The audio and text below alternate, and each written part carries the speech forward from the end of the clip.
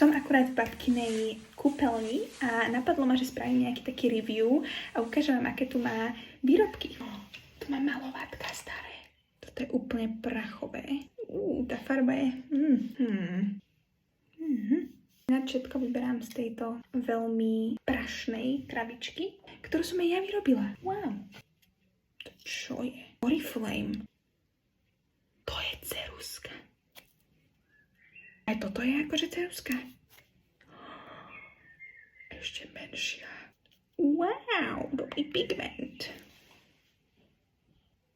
Parfém. To čo je za obal?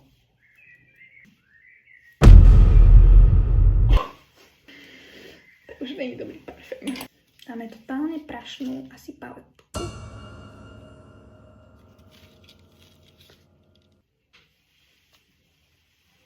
To nie. Aj krejón. Aha, to ešte normálne funguje. Ja som nikdy nevidela takúto nejakú značku. To už nie je ceruska na ústa, to je taká ceruska na vyhodenie. Akurát tak. Toto bol všetký make-up.